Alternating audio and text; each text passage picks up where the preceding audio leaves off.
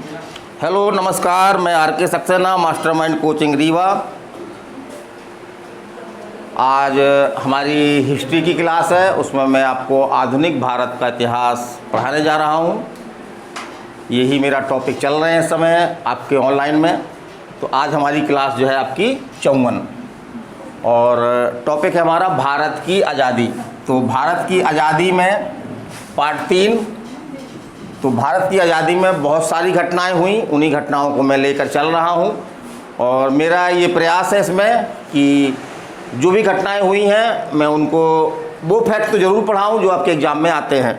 तो चलिए, इसमें मैं आपको आज 2 घटनाओं के बारे में जो आपस में रिलेशन भी है उनका आज हम बताएंगे आपको। रॉलेट एक्ट के बारे में और उसी के परिणाम स्वरूप जो आपका एक दुनिया का एक बहुत बड़ा हत्याकांड हुआ, जलियांवाला बाग हत्याकांड, तो उसके बारे में बताऊँगा।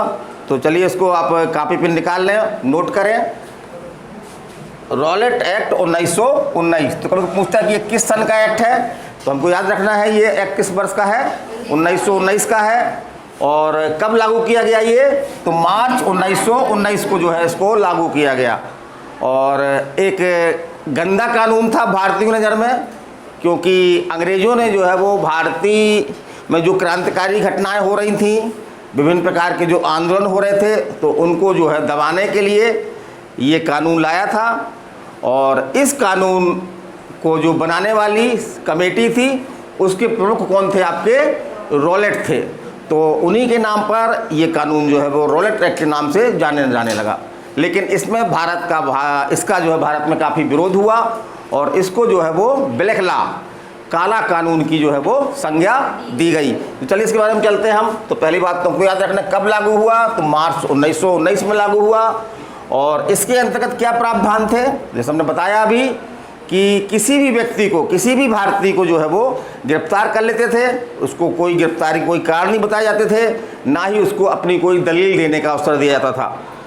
तो एक प्रकार से कड़ा कानून था, जिसमें किसी व्यक्ति को बिना कारण बताए जो है गिरफ्तार किया जा सकता था। और इसमें कोई भी अपील, दलील या वकील की गुंजाइश बिल्कुल नहीं थी। तो जवाहरलाल नेहरू ने इस कानून के बारे में एक कथन किया है कि नो अपील, नो दलील, नो वकील, नो अपील, नो दलील। तो एक कथन इसके बारे में किया जाता है, किसके बारे में, रॉलेट एक्ट के बारे में। फिर आगे हम चलते हैं कि हमने जैसा बताया कि इसको काला कानून की संज्ञा दी गई भारत में।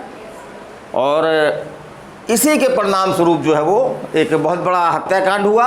वो कौन था, आपका जलियांवाला बाग हत्याकांड। तो चलिए हम इसके बारे में जानते हैं कि जलियांवाला बाग हत्याकांड के बारे में कौन कौन से फैक्ट हैं जो आपके एग्जाम में आते हैं। तो चलिए हम चलते हैं। रॉलेट एक्ट जो कानून था उसका पूरे भारतवर्ष में विरोध हुआ। तो विरोध के दौरान जो है वो क्या हुआ कि पंजाब प्रांत में वहाँ के 2 स्थानीय नेता थे। कौन कौन से, सैफुद्दीन किचलू, सत्यपाल और सैफुद्दीन किचलू। इसको कैसे याद रखेंगे, ये एग्जाम में पूछा गया है कि किन 2 नेताओं की गिरफ्तारी का परिणाम था आपका जलियांवाला बाग हत्याकांड। तो इसको कैसे याद रखेंगे, सत्य जो है वो सुरक्षित रहता है। कैसे याद रखेंगे, सत्य जो है वो सुरक्षित, सुरक्षित मतलब सेफ। तो सत्य से बना लेंगे हम सत्यपाल, और सेफ से क्या बना लेंगे, सैफुद्दीन किचलू। तो सेफ से क्या बना लेंगे, सैफुद्दीन किचलू।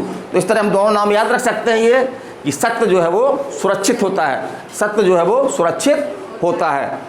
तो इन दोनों नेताओं को जो है वो गिरफ्तार कर लिया गया था। तो इसी की गिरफ्तारी के विरोध में जो है वो एक स्थान है आपका अमृतसर में, जलियांवाला बाग। ये आपका अमृतसर में है। अगर प्रांत देखें हम तो पंजाब है, यद्यपि आज का पंजाब नहीं, क्योंकि उस समय पंजाब प्रांत जो है काफ़ी बड़ा था।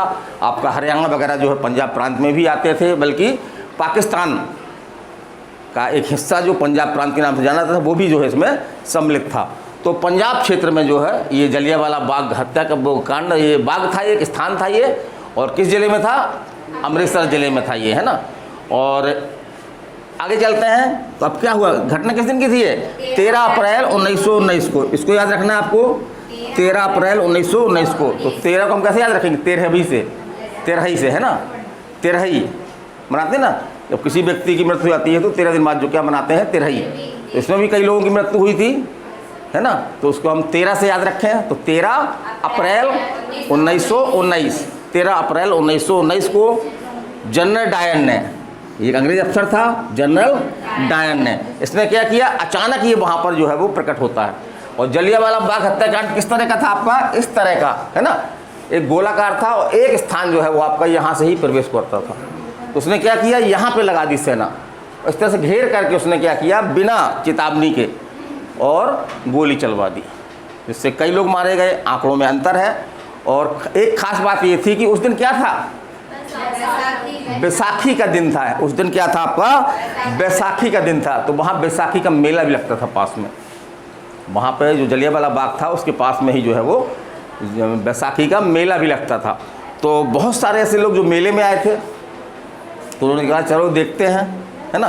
तो बहुत सारी महिलाएं, छोटे छोटे बच्चों को लिए हुए, बुजुर्ग, लगभग मतलब कि हर आयु वर्ग के, छोटे से लेकर के बड़े तक इस सभा स्थल में मौजूद थे, जिसमें जनरल डायर ने क्या किया, बिना सूचना दिए जो है वो गोली चलवा दी। अब हम आगे चलते हैं। इसमें जो सरकारी आंकड़ा है कि कितने लोग मारे गए, दुनिया भर में इसकी आलोचना हुई। दुनिया एक बार इस घटना को सुनकर सन्न रह गई है ना, और ब्रिटिश शासन की काफ़ी आलोचनाएं भी हुई।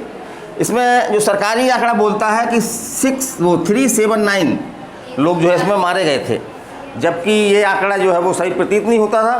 भारतीयों का जो मानना था, भारतीयों ने भी आयोग बनाया था अपना, आगे हम बताएंगे।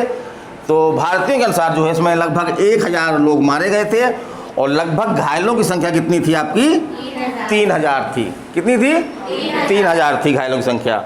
और आगे क्वेश्चन बनता है इससे, क्योंकि हमारा उद्देश्य कोई कहानी सुनाना नहीं है इसके बारे में, उन फैक्टरों को जरूर हम बताएंगे जो एग्जाम में आते हैं।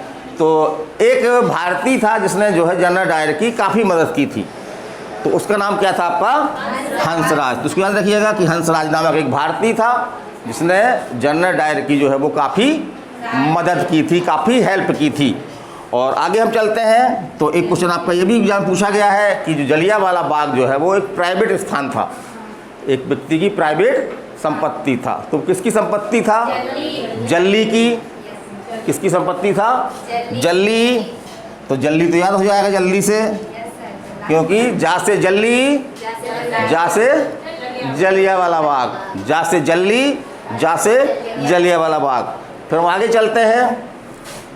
अब जब ये इतना बड़ा हत्याकांड हो गया तो उसकी जांच के लिए जो है वो कमेटियां बनने लगी। तो अंग्रेज़ों ने भी एक कमेटी बनाई थी, वो क्या था आपका, हंटर आयोग।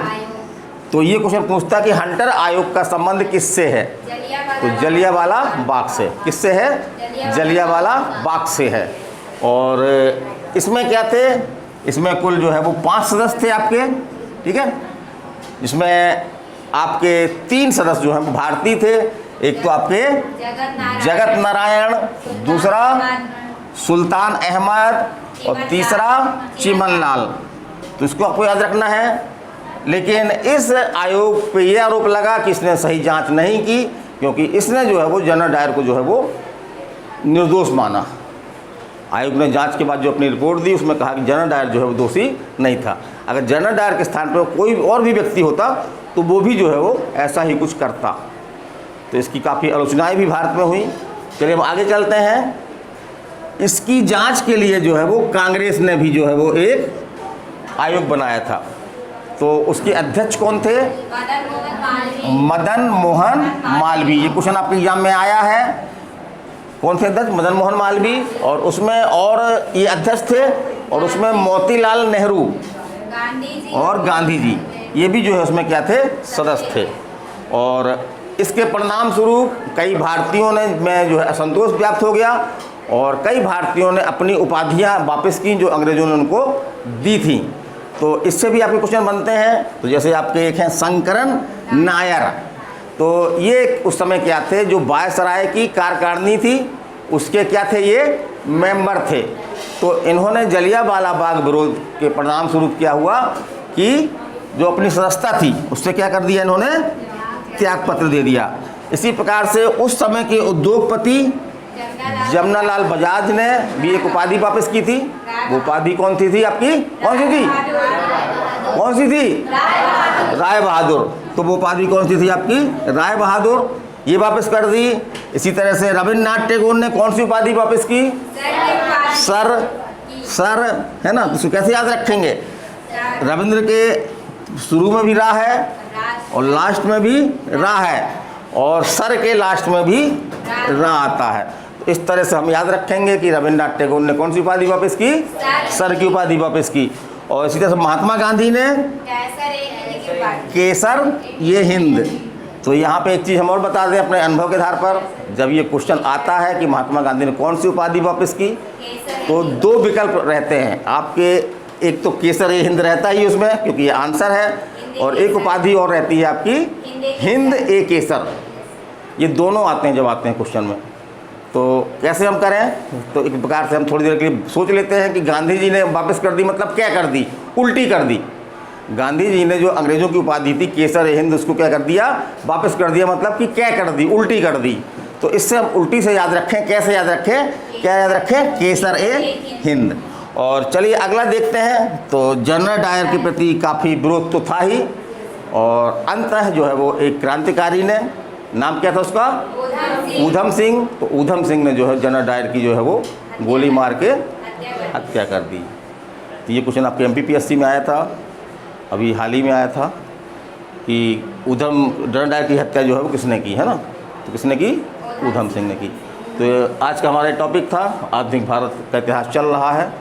तो कुछ क्लासें इसमें और चलेंगी अभी, जब तक कि हमको क्या ना मिल जाए, 15 अगस्त 1947 की आज़ादी तक ना पहुंच जाए। तब तक हमारी क्लास निरंतर ही जारी रहेंगी। आपको ये क्लास कैसी लग रही हैं बताइएगा। और मेरा इस प्लेटफार्म के पीछे जो मेन उद्देश्य है वो यही है कि जो लोग अभी हमारे संस्थान में नहीं आ पा रहे हैं तो वो इस वीडियो के माध्यम से जो है निरंतर हमसे जुड़े रहें और अपनी पढ़ाई जो है वो निरंतर जारी रखें। तो मैं RK Saxena, mastermind coaching Rewa, अगले वीडियो तक आप लोगों से विदाई लेता हूँ। नमस्कार, धन्यवाद।